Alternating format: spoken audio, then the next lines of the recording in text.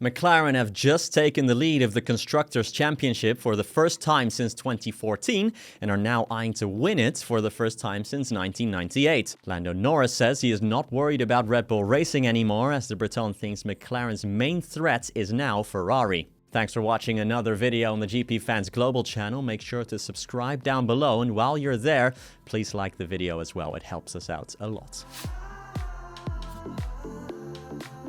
McLaren are now 20 points clear in the Constructors, with Red Bull in second and Ferrari closely following in third place. The gap is only 51 points between the top three, with 7 races to go, meaning it is still all to play for. McLaren team principal Andrea Stella has previously said the Constructors' Championship is the team's priority, and those standings are also where the prize money is handed out. To secure that championship, apart from his own in the driver's standings, Norris thinks Ferrari are the team that everyone in Woking should be wary of. Coming into these 3 races we've got now, Monza, here and Singapore, we knew our main contenders would be Ferrari, Norris told Sky Sports F1. They've been our strongest competition lately. Between Carlos and Charles, they've been 2 guys who've been performing well and putting us under pressure. They are performing well and they seem like our closest competition at the minute. So from a constructor's point of view, we're probably more worried about Ferrari than we are about Red Bull. The father of Sergio Perezs, Antonio Perezs Garibay, has been hospitalized following the Azerbaijan Grand Prix. According to credible Mexican sources, Perezs Sr. was found unconscious in his bathroom on Sunday morning in Mexico City, after which he was rushed to the hospital, where he is now recovering. Perezs Garibay has suffered from a pre-infarction, a pain in the chest that can later lead to a heart attack. This happened shortly after his son Sergio had crashed out of the Azerbaijan Grand Prix, and in a statement released by Perezs Garibay's press team, it read that the 2 events could be linked. At time of recording, the 65-year-old is recovering well from the event and is in a stable condition. According to Dutch journalist Rick Winkelman, Liam Lawson is set to replace Daniel Ricardo this weekend at the Singapore Grand Prix. Winkelman, pundit on Dutch television station Ziggo Sports, claims he's heard from multiple inside sources that Lawson will be in the V-Carb for the remainder of this season.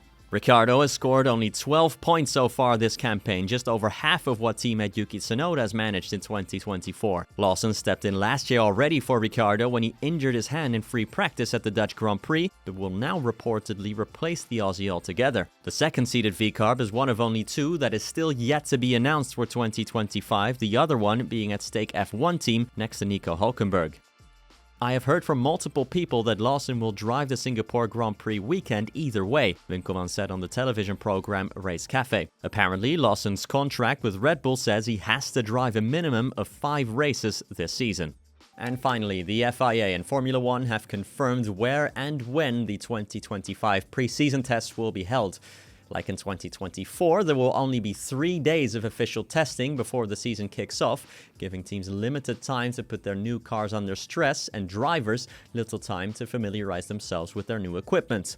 Once again, the Bahrain International Circuit will play host to the 2025 testing days. On February 26th, 27th and 28th, teams will run their new cars for the very first time. It will also be our first chance to see Lewis Hamilton in the red Ferrari or Carlos Sainz Jr. representing Williams. In total, there are 7 driver changes, with 2 seats yet to be filled for 2025 at V-Carb and Stake F1 team. The official F1 season kicks off 2.5 weeks after testing. The year starts down under with the Australian Grand Prix, which takes place from March 14th to 16th. That's it for another news video. Again, don't forget to subscribe, as a lot of you who watch these videos aren't. But either way, I'll see you tomorrow again for the next one. Bye-bye.